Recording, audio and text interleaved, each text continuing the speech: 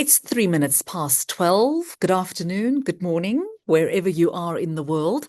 My name is Katy, Katopodis, and you are about to watch the state rather, of ethics in the public relations industry in Africa. We have got some amazing panelists today, really two amazing panelists who are going to share their insights and their thoughts and their ideas, theory versus practice, and a whole lot. As we unpack that, we are scheduled to start in the next 2 minutes or so. So get yourselves a cup of coffee, get yourselves a cup of tea, and we would be, we're looking forward to seeing you all in the next 2 minutes.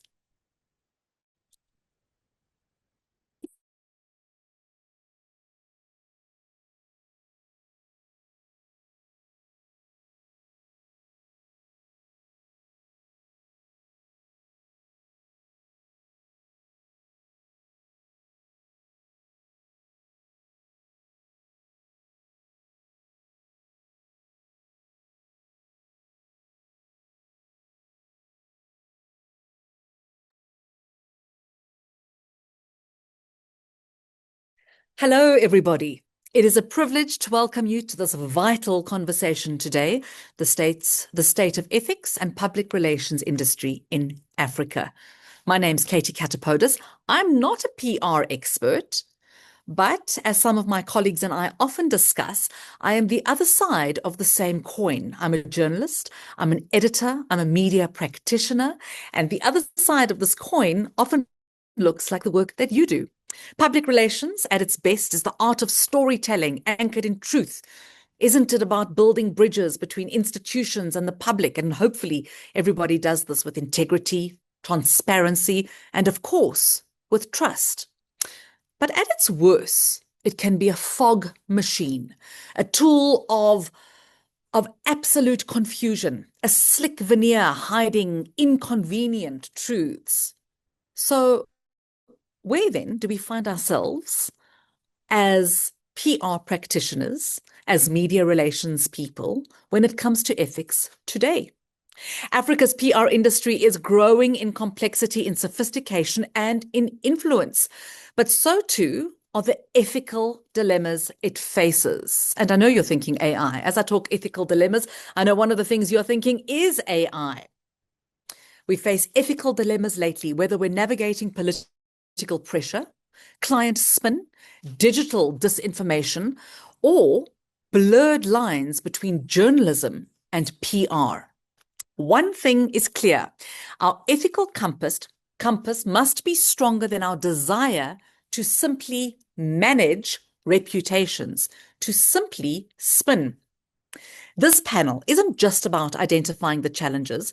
It's about asking uncomfortable questions. Let's debate some of those gray areas as we look at what the future looks like. To help us unpack these questions and more, we are joined by a formidable panel of experts who bring deep insight, practical experience, and I also hope some bold opinions. So, welcome, one and all. Thank you for joining us today. And let me start introducing our guests. First up, we've got Regine Roux. She's the Managing Director at Reputation Matters and the founder of Re.Bag.Re.Use. We've then got Tolulope Olorundero. She has kindly agreed that I call her Tolu. Thank you, Tolu, for that. The founder and principal consultant at Mosron Communication and the founder of Nigerian Women in PR. And then, of course, Arik Karani, the president of the African Public Relations Association and Public Relations Society of Kenya. Good afternoon to all of you, and thank you for being our panelists today. Tolu, I'd love to start with you. How do you define the current state of ethics in the African public relations landscape? And do you think there's a moral compass? Thank you so much, everyone. Thank you for the opportunity to have and be a part of this conversation. What do I think the moral and ethical landscape is in Africa? I think we're just perhaps approaching an average point, a midpoint where There's now more consciousness about ethical practice in public relations.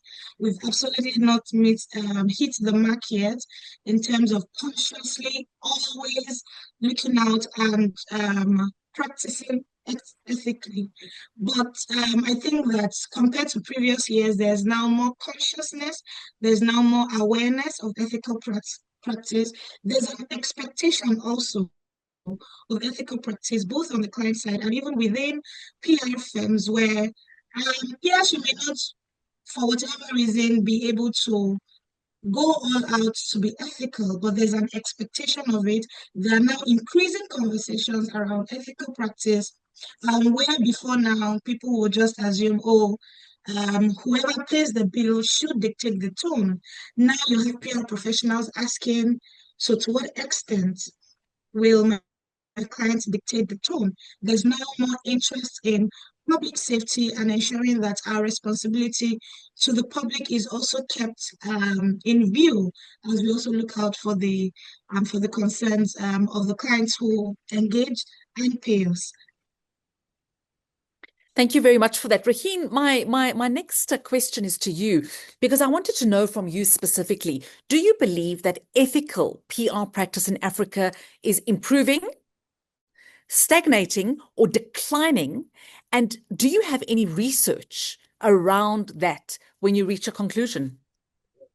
So that's a really great question. And I think part of the conversation as well is, which I'm very grateful to PRCA and APRA, is the fact that they conduct annual research on ethics and the PR landscape in Africa. So I can actually speak on actually having done some research in this field. So it's not just a gut feel thing, that ethics is definitely on the rise. And I think a big component of that is that we're having conversations around it. And we can't tiptoe around ethics when it comes to our profession, when it comes to the industry. We have to have really important conversations because we need to keep our leadership accountable. They're setting the examples. So I think that the key things, or the key three ethical challenges that came out from this year's research, was fake news. It was also corruption, as well as transparency. So it is about having these conversations, speaking about it, and just really bringing it to the fore, and also understanding what is ethical, what isn't ethical. Because in some instances, in some places, what we might regard as being totally unethical is regarded as absolutely fine in other areas. But I think ultimately it is doing what is right, even when no one is watching, and doing what is right for the whole of society, for the greater good. So when we speak corruption, that's very much ego-driven. That's very much individualistic, lining of pockets and things like that. So it is making sure that we're all on the same page and that we have more discussion. So I'm not seeing a decline in it. I'm seeing it's better, but we definitely need to improve a lot more on the ethical topic. Well, I'm certainly going to cling on to what you said when you say ethics is on the rise. I love the thought of that. We know it's not always possible, but it certainly is a beacon of hope in our industry, both PR and in journalism. Arik, I'd love to come to you now to ask you something that's related. How much of what we call spin is still accepted or expected when it comes to PR, and particularly in circles on our continent? And do you think that's inherently ethical or unethical? I think when it looks at the African context, at this particular moment, spin is still what is expected in most industries. And when you look at what Regine said and talked about the issues that we are now grappling with from the research, which is fake news and corruption, you would expect that a lot of spin is employed and is supposed to be expected by either the corporates or even the stakeholders that we have. Now, when I look at spin, I look at it in a way of what is ethical in terms of the truth, and what is ethical in terms of what we're delivering in terms of the message to the people. Now, when you're looking at sensitive topics such as health, such as corruption, such as different sectors of the African context like policy, a lot of spin is necessarily not good because it might deter or it might actually hide the potentiality of a problem. And so if you're in a place where you're supposed to evacuate people due to sensitivity and you're playing spin, you could be playing with lives of people. And I think in Africa, we have to be careful in terms of understanding that our people and our audience are now changing in terms of they're able to access information, they're more brighter, so they're able to mostly pick spin from truth, and they're able to say that you're probably leading me in the wrong direction. That's it. You raise a very good point. And I think the question here is when does it and when doesn't it become acceptable? Because it's fine to use spin, Arik, as a word that says, ah, we're just working on reputation management. But it becomes a totally different conversation when the word spin is a euphemism for hide or lie or be unethical. Thank you very much for that. To those of you who've just joined us, hello and welcome. We are so pleased to have you with us today. Pop us a message in the chat box and tell us where you are watching from. Which part of Africa are you watching from? It would be absolutely wonderful to see all of our participants and where you're from, and just give us a sense of where on our beautiful continent or in the world you're watching this webinar from. I think it'll be really, really great. And speaking of international experiences and continent-wide issues, Tolu, do you think there should be a continent-wide PR ethics code? Or do you think that national associations are doing enough in their host countries? I absolutely think that there should be a continent-wide ethics code. I mean, from experience and just having conversations with colleagues around the continent, our experiences in practice are very similar, much more different from what you see in the West. And so perhaps going from the West to say, oh, let's follow their code of ethics may not really be reflective of our experiences on the continent. However, our experiences on the continent are largely the same. We face similar societal issues, we face similar economic issues as well, and also in terms of access to the internet and the improvement in access to information that the citizens have, the expectation on the client side as well. It requires a specific guide that takes into cognizance the reality on ground of our economy, of our society, of our culture, and then, of course, of what is expected on ground as well. And of course, if you then consider that there are now continent-wide associations like APRA. I say APRA is here, the APRA president is here, obviously.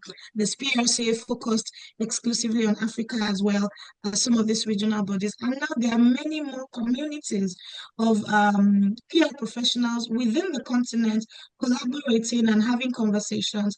I think that absolutely it will do the continent good to have a single code of ethics that understands culture and the expectations within it.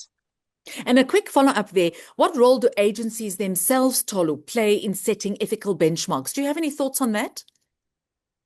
Well, so for now, I think that it's still largely fragmented in that each agency at the moment really determines to what extent it wants to be ethical. And the beautiful thing you see about how public relations practice has evolved is that we now have many more freelancers and individual PR professionals setting up their own firms. So they're not necessarily held bound by, oh, we are this large PR firm, therefore we need to do what our client says, regardless. There are independent PR agencies now who can stand by their own moral compass to say, it doesn't matter what the big names in the industry are doing. This is how I want to work. There are more businesses owned by younger people.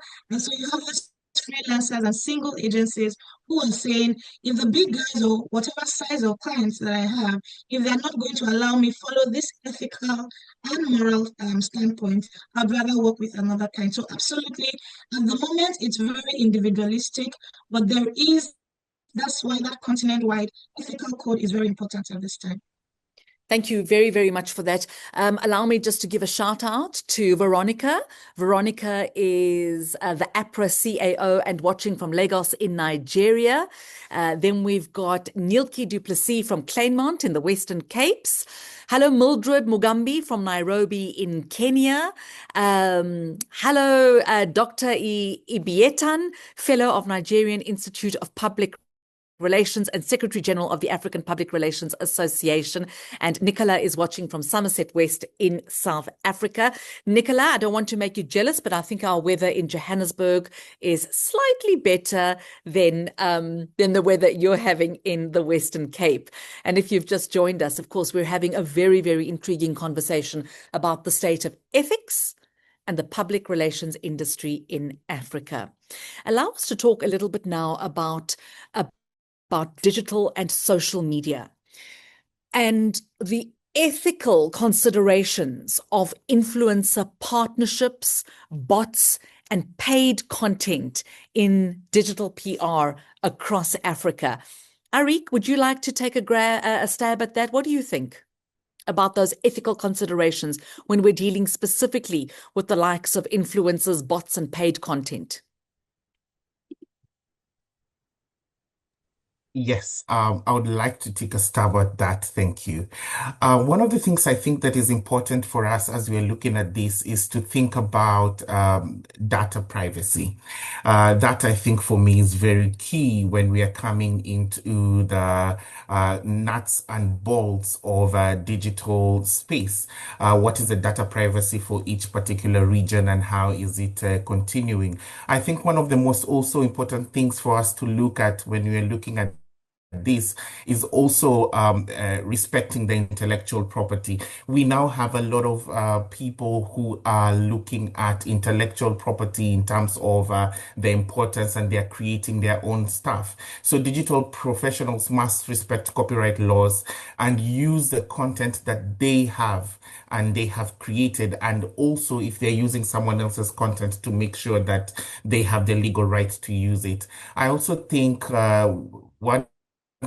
another ethical consideration in terms of digital PR will be responsible targeting. How are you targeting people? How are you getting people? And avoiding the manipulative targeting techniques that could exploit vulnerable communities and mislead audiences. And I think the last one is actually promoting social inclusivity and also ensuring that we maintain authenticity in everything that we're doing. 100%. I think also authenticity is also ultimately going to give us a broader reach when doing so much of what we do when it comes to campaigns. People love what's real and what's authentic. Regine, in terms of what is real and the emergence of fake news, which I think is an oxymoron in itself, what does your research show in terms of that emergence? Are we seeing more fake news versus transparency and truth? And how are consumers navigating that very, very tricky landscape? I think one of the key things is the fact is that fake news was picked up as one of the biggest challenges, ethical challenges of the respondents. And most of the respondents are people within the PR industry, CEOs, leadership positions. So it was people on the ground as such answering this. And I think it also links to what you were saying earlier in terms of spin. I mean, the hair on my neck rises when I hear spin. I go into a spin because I think it's horrible. To be a spin doctor is not a compliment. No, absolutely not. And I think that that ruins the reputation of the PR industry, because I think lots of people think it's spin. That's and that is also it's not authentic, it's not transparent. And I think people can see through things that aren't authentic. So as much as there is fake news, it's what you put in is what you're going to get out as well if you're not going to use the tools correctly. But you're going to get caught out if it's fake news. I mean, it can only be fake news up until a point.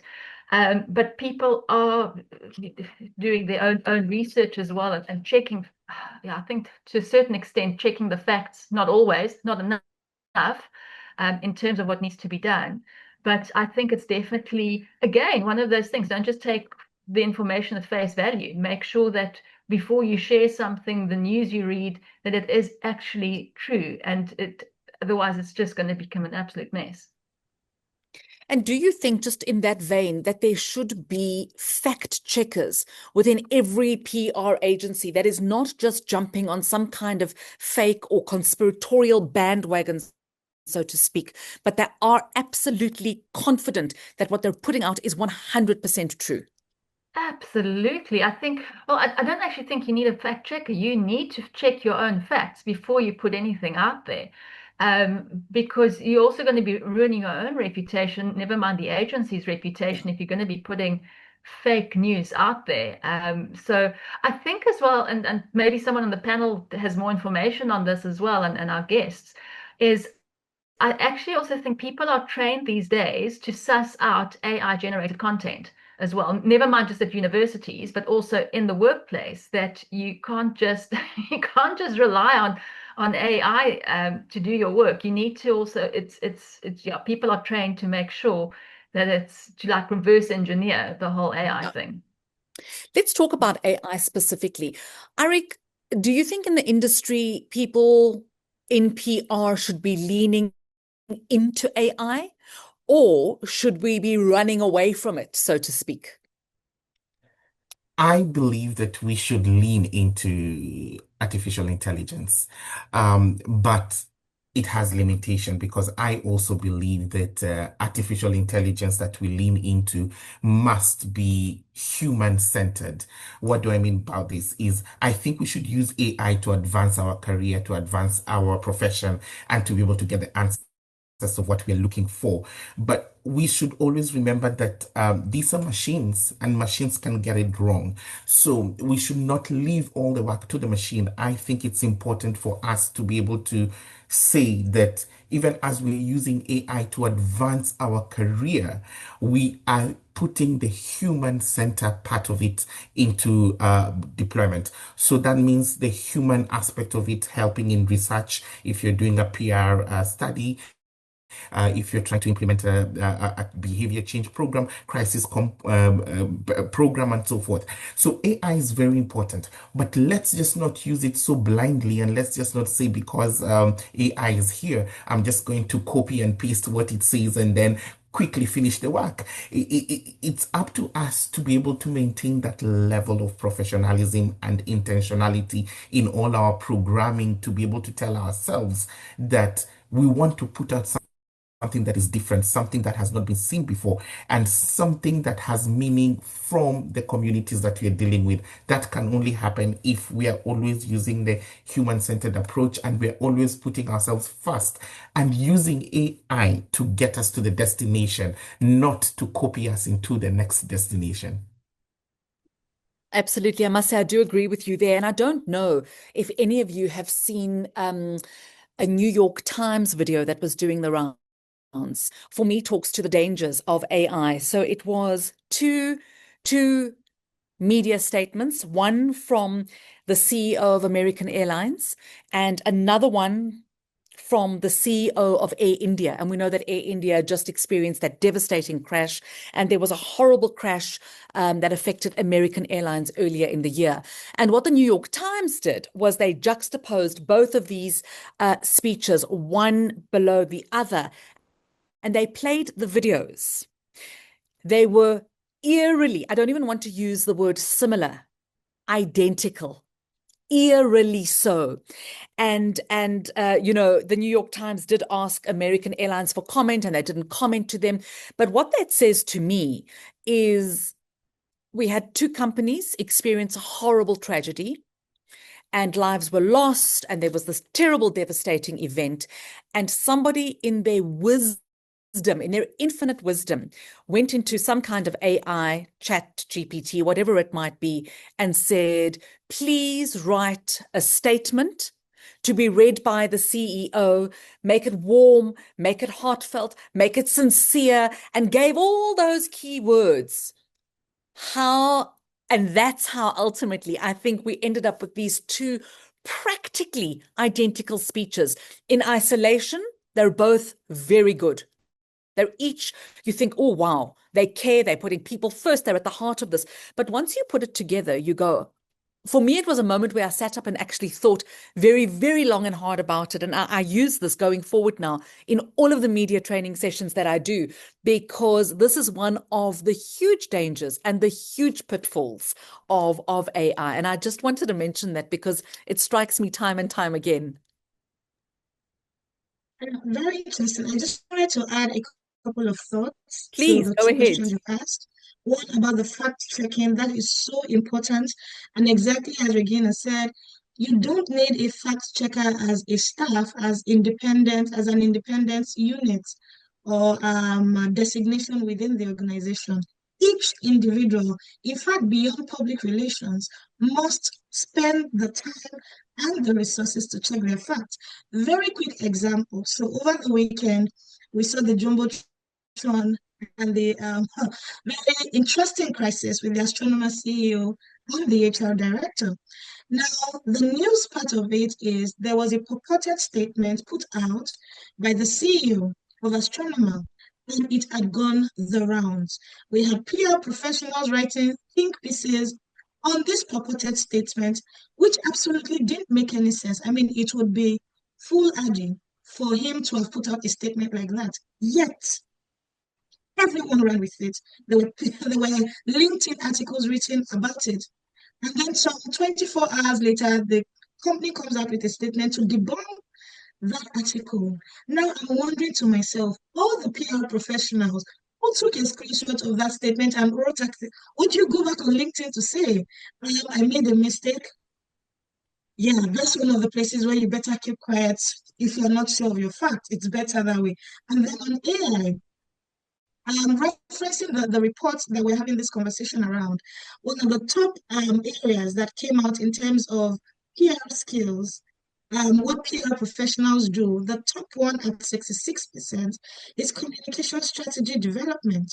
And can I say that AI is very brilliant, absolutely, but the strategy component of the work that public relations professionals do cannot be taken up by machines.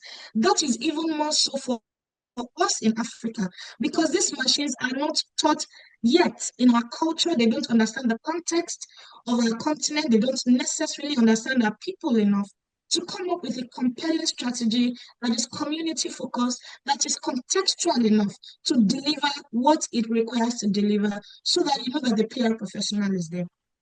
So should we get into PR? Absolutely. You can deliver, you can do your work faster if you understand how to manage the place. That's true, but ultimately, and this is why I say when PR professionals are saying, oh, I'm afraid I'm going to lose my job, if you have a fear of losing your job as a PR professional, then you should just resign now, because it's not AI that is threatening you. It means that you were not doing enough. You were not doing more than writing, which AI can now do to show that you are actually the most valuable person on the team. You have all the information that AI cannot deliver. And that's why our job is not threatened.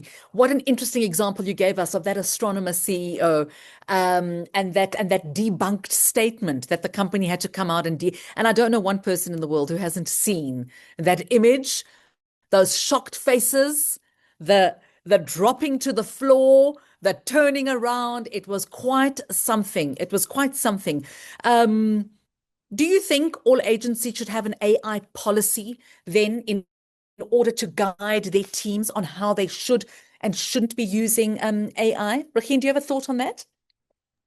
Definitely, I think it's important. And actually, at not this year's APRA conference, the year before, we had a really fascinating work session with everybody actually coming up with a policy to be implemented for different uses at agencies. And I thought that was a really good facilitation at the conference, because it does, again, open that conversation, and to have that conversation with your teams, that you don't just, it was said earlier, copy and paste it. I mean, and also to be transparent. The fact is, we use ChatGPT, we use all these different things, and to not just copy and paste the information, but to make sure what you put in is what you get out, but you humanize it, and you use it as a guide. And as Arik said, yeah, absolutely use it to take your profession to the next level, but you can't just rely on it. You need to actually put some thought into that as well at the end of the day. So yeah, definitely, I think with AI, but in general, actually, Katy, we need policies and procedures for everything,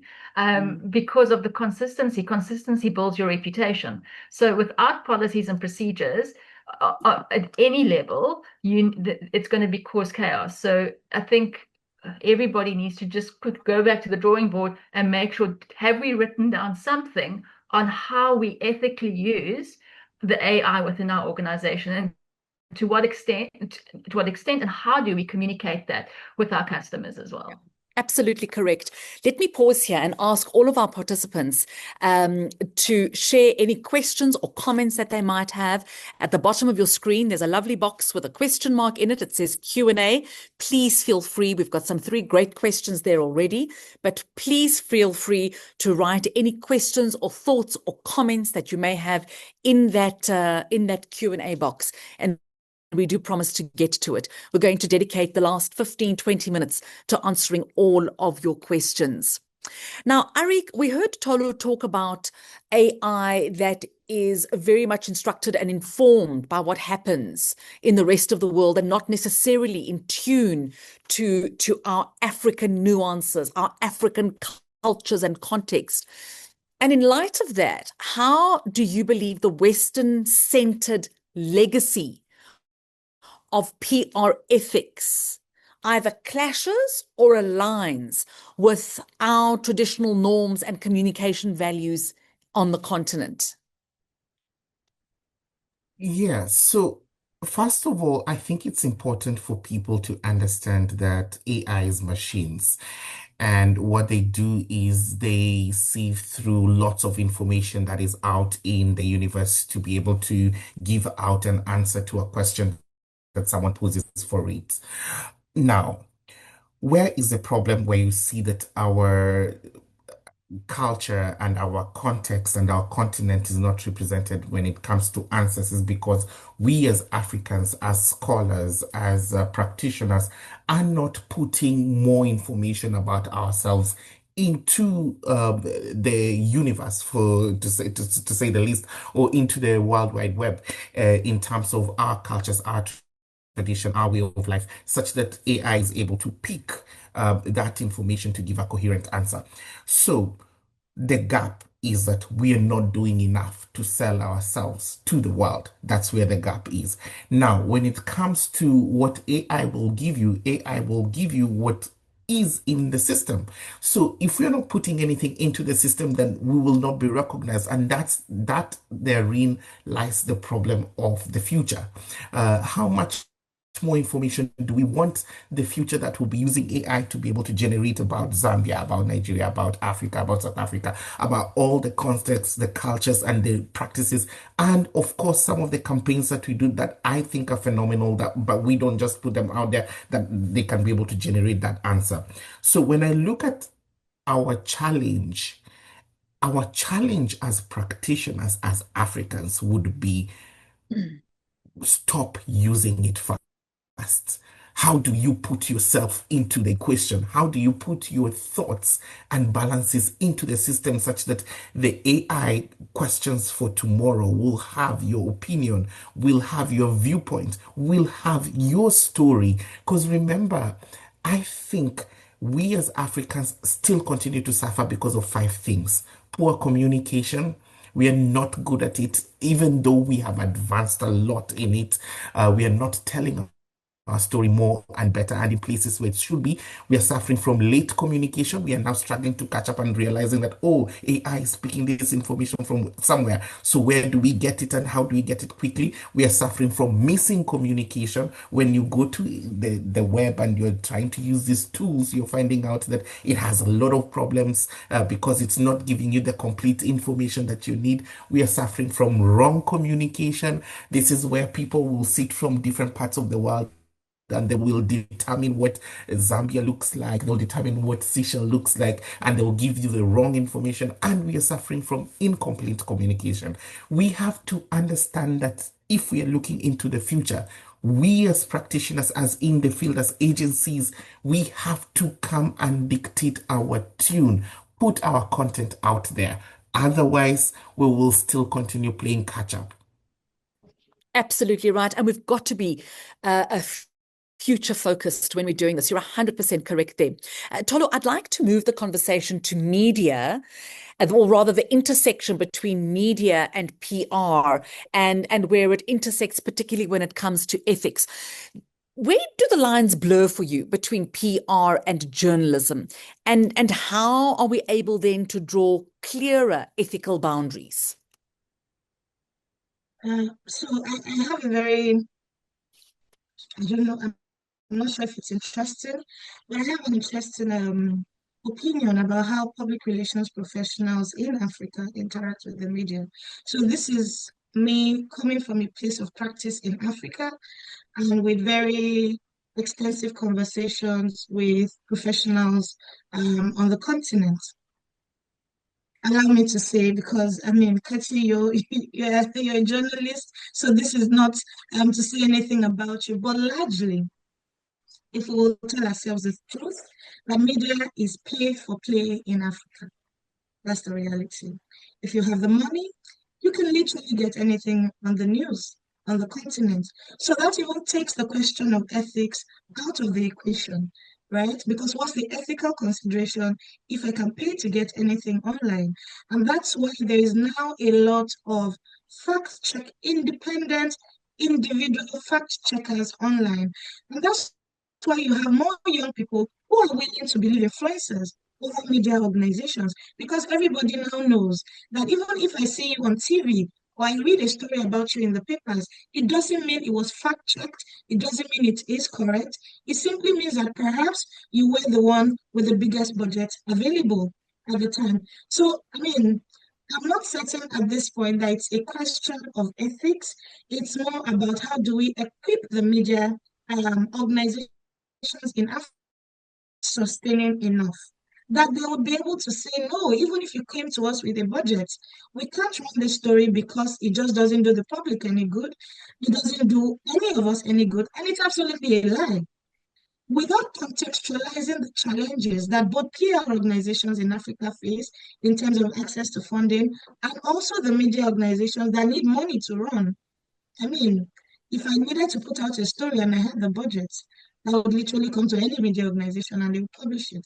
So at this point, in my estimation, it's not a question yet for ethics in media. It's about how do we fund media organizations sustainably so that we can begin to have the conversations around ethics. Yes. And the reality is, I think we need a whole other webinar just to talk about ethics in media specifically. So you raise a very, very good point there, Tolu.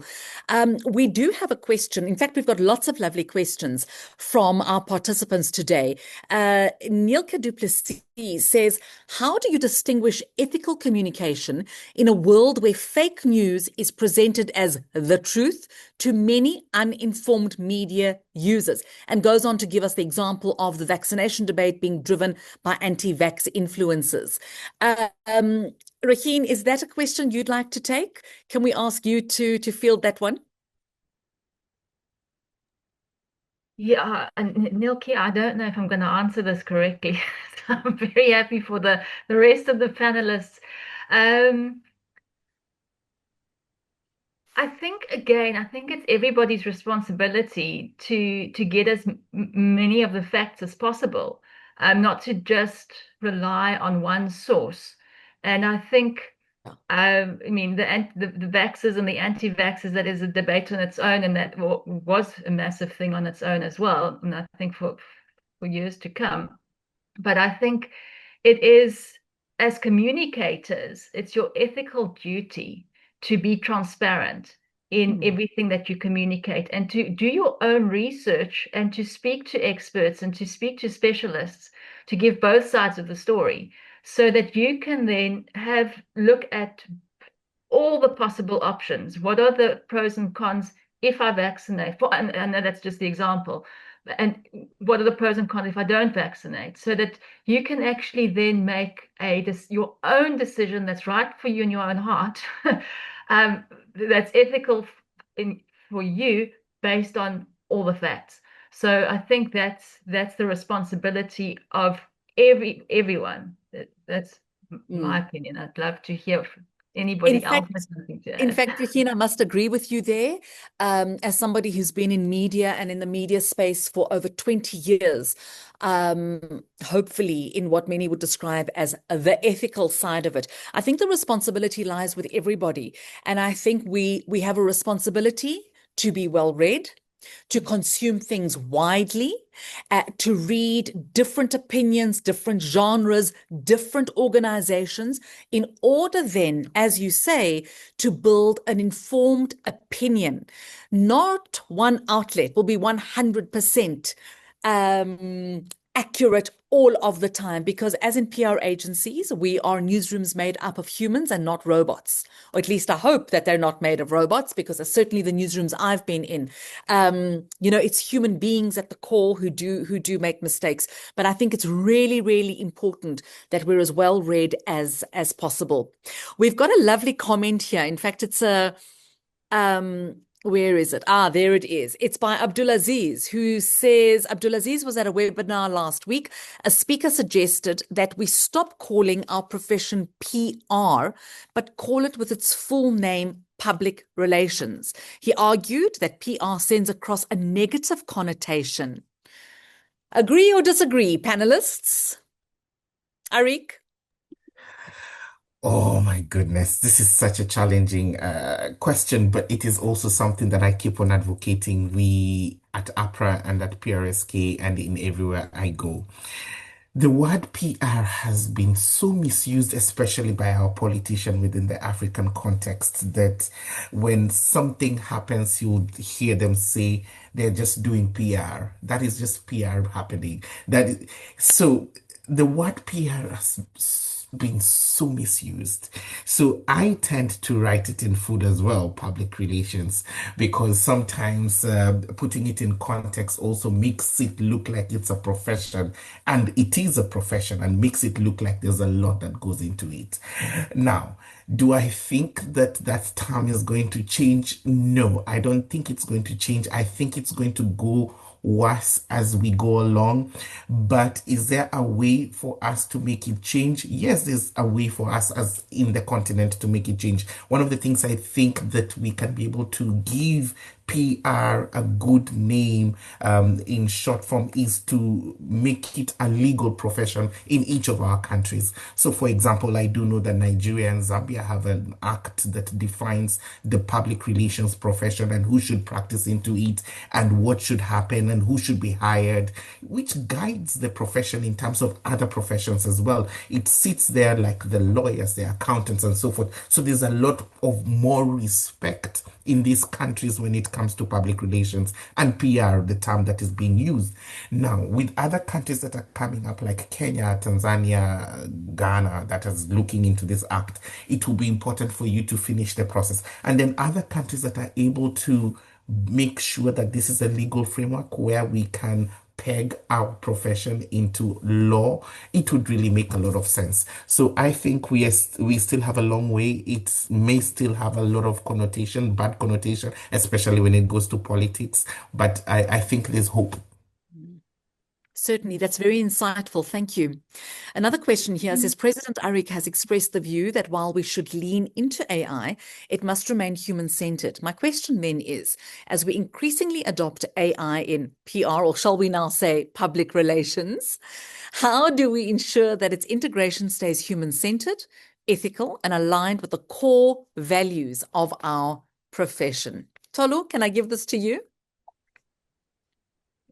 No, but allow me to just quickly also respond on the question of PR versus public relations. Please go ahead. I agree in terms of the perception of the profession over the years, and really for perhaps those practicing in this generation, there's not much that we can do about what has gone past.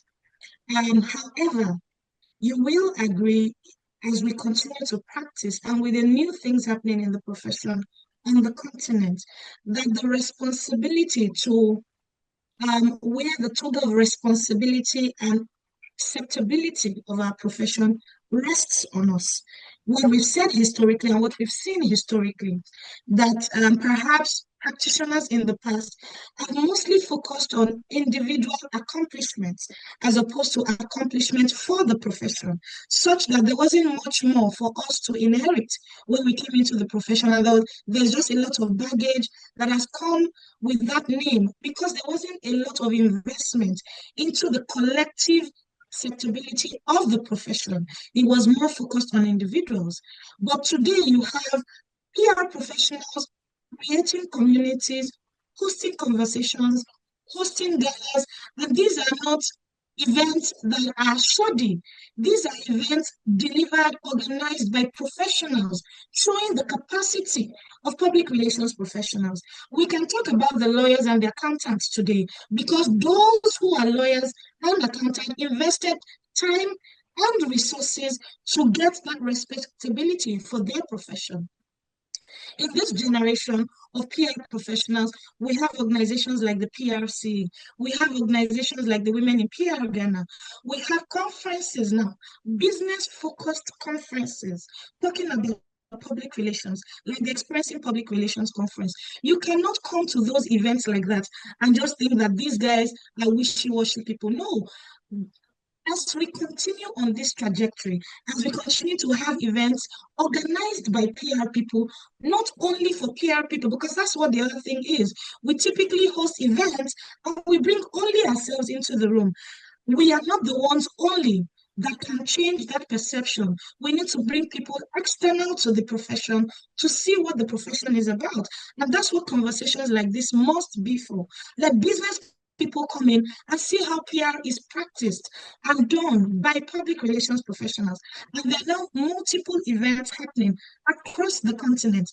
I estimate that in another decade, we likely will not be asking, should we call ourselves PR professionals or should we say public relations professionals? Because by the amount and quantum of work we would have put into elevating this profession, the world would not have a choice in Africa than to go by it and understand that we're a profession that follows ethics and has laws that guides our practice. The question on human-centric... I'm going to pause you there, Tolu. Forgive me, I'm going to No pause you there. I tell you why. Because we've got a comment here from Victor Sebeko in Johannesburg.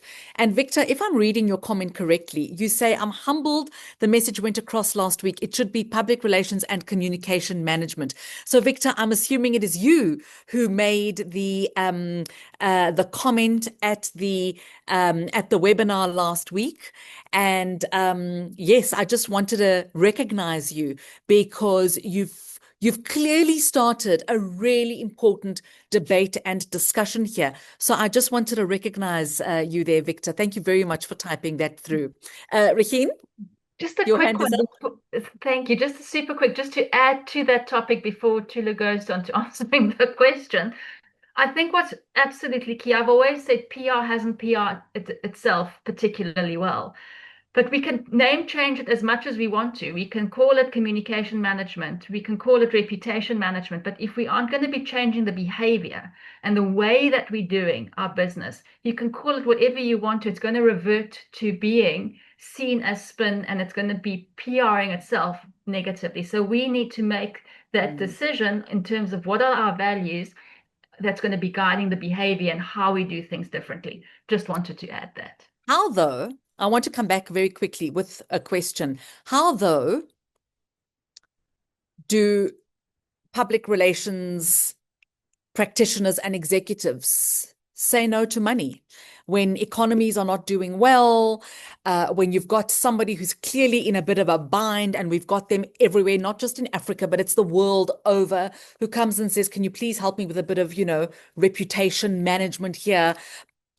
But you know that it's not just reputation management. You know that this person is looking for a carpet and a broom to sweep things under there. How, in a very difficult world where people are financially constrained and there are salaries to pay, do people say no? And should they say no? And of course, I'll open this up to the panel, whoever wants to respond, because I think this is at the core of ethics. In taking on a project or a job or a client, when ethically, it's a bit dodgy. Katie, I can happily answer that. I've had, just after COVID, we had somebody that we've also been offered brown envelopes for tenders and things. And after COVID as well, financially it was a crunch for many businesses. But I know it would have been very, very short-sighted, a quick-term win. If you take that envelope, yeah, fine. But in the long term, our reputation would be absolutely shattered, and we would have to close the doors. So it's just not worth to compromise your values in terms of that. So I think if you need to be very strong in your own values and your set of beliefs to practice what you preach. So it is also just then realizing, what, it is what it is. And it's that decision that you make. Life is about decisions. You can make the decision to take that brown envelope, deal with the consequences.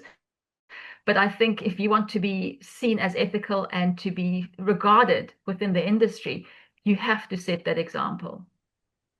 100%. The same applies in journalism as well.